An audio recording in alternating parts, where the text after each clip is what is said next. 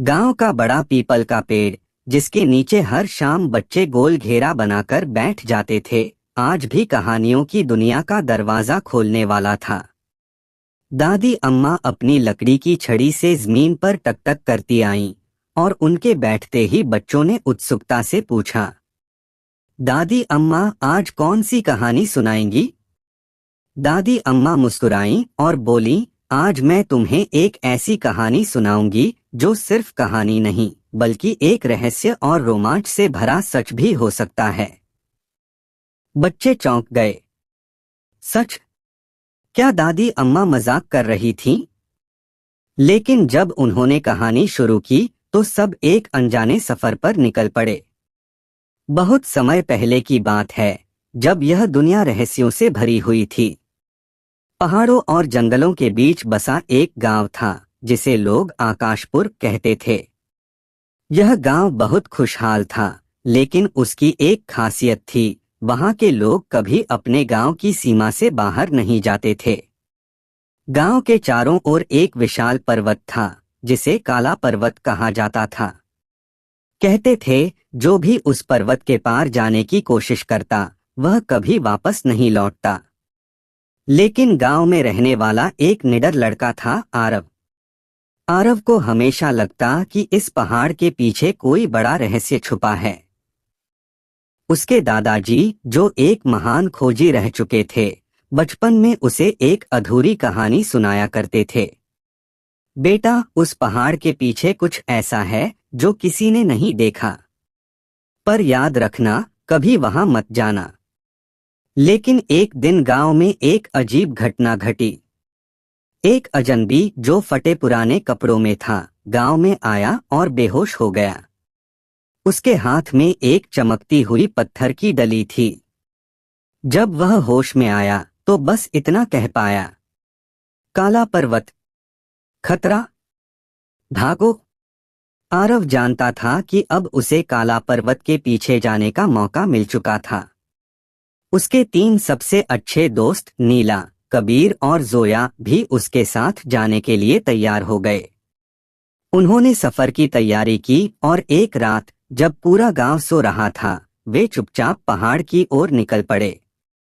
पहाड़ की तलहटी पर अजीब सी आवाजें आ रही थीं, जैसे कोई फुसफुसा रहा हो।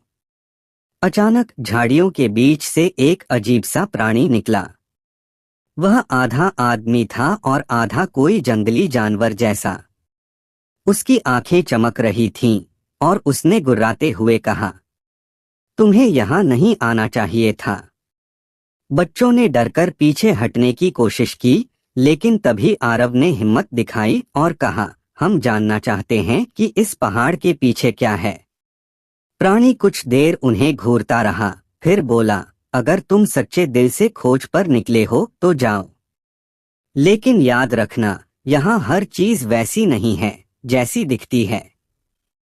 जैसे ही वे पहाड़ पर चढ़े, चारों तरफ घना जंगल था।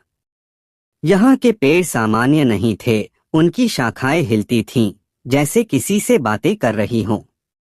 अचानक एक पेड़ ने अपनी जड़ें हिलाईं और एक आवाज आई, कौन हो तुम? और यहाँ क्यों आए हो? बच्चे चौंक गए।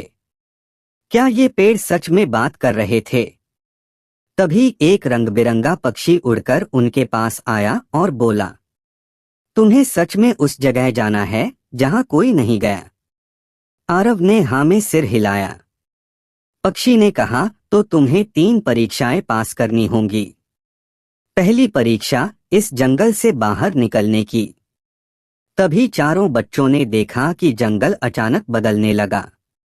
रास्ते गायब हो गए और जगह जगह कांटे उग आए। नीला डर गई, लेकिन आरव ने कहा, अगर हम शांत रहें और सही दिशा में जाएं, तो हमें रास्ता मिल जाएगा।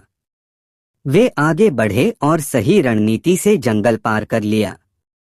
पक्षी मुस्कुराया और बोला, पहली परीक्षा पास। अब दूसरी परीक्षा तुम्हारा इंतजार कर रही है। अब वे एक रहस्यमयी गुफा में पहुंचे।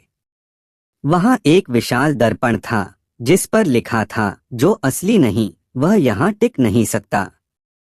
अचानक दर्पण में बच्चों की परछाइयां हिलने लगीं। लेकिन यह उनकी असली परछाइयां नहीं थीं, ये अंधेरे से बनी भयानक छायाएं थीं। वे डराने लगीं और अलग अलग आवाजों में बोलीं, तुम झूठ बोलते हो, तुम डरपोक हो, तुम हार जाओगे। आरव को महसूस हुआ कि यह परीक्षा उनके साहस की थी। उसने जोर से कहा, हम डरते नहीं, हम यहाँ सच जानने आए हैं। जैसे ही उसने यह कहा, परछाइयां गायब हो गईं और दर्पण चमकने लगा। अब वहां एक नया रास्ता खुल गया था। वे पहाड़ के अंतिम छोर पर पहुंचे, जहां एक विशाल द्वार था। जैसे ही उन्होंने उसे खोला, उनकी आंखें चौंधिया गईं। अंदर एक सुनहरा शहर बसा था, स्वर्णभूमि। यह वही जगह थी जिसे उनके पूर्वजों ने कभी देखा था, लेकिन समय के साथ यह लुप्त हो गई थी। यहाँ के लोग अजीब थे, उनकी आंखें चमकती थीं और उनके पास अजीब शक्तियां थीं। उनके राजा ने कहा, तुम लोग सच्चे साहसी हो, इसलिए हम तुम्हें यह रहस्य बताते हैं। यह शहर काला पर्वत के पीछे छुपा है, ताकि इसे लालच और बुरी शक्तियों से बचाया जा सके। बच्चों ने देखा कि यहाँ के लोग हवा में उड़ सकते थे और उनके पास ऐसी जादुई शक्तियां थीं जिनसे वे बीमारियों को ठीक कर सकते थे। आरव ने राजा से पूछा, अगर आप इतनी शक्तिशाली हैं, तो आप दुनिया से छुपते क्यों हैं? राजा ने कहा, क्योंकि हर कोई हमारी शक्ति का गलत इस्तेमाल करना चाहेगा। लेकिन अब तुम लोगों ने यह रहस्य खोज लिया है, तो तुम्हें यह वादा करना होगा कि तुम इसे दुनिया से बचाओगे। आरव और उसके दोस्तों ने वादा किया। राजा ने उन्हें एक विशेष पत्थर दिया, जिससे वे हमेशा इस जगह का रास्ता ढूंढ सकते थे। बच्चे वापस गांव लौटे, लेकिन उन्होंने कभी इस रहस्य को किसी को नहीं बताया। लेकिन वे जानते थे कि दुनिया में कुछ ऐसे रहस्य हैं जिन्हें सिर्फ बहादुर दिल वाले ही खोज सकते हैं। जब दादी अम्मा ने कहानी खत्म की, तो एक बच्चे ने पूछा, दादी अम्मा, क्या यह सच है? दादी अम्मा मुस्कुराईं और बोलीं, शायद। लेकिन याद रखना, सच्चाई उन्हीं को मिलती है जो उसे खोजने की हिम्मत रखते हैं।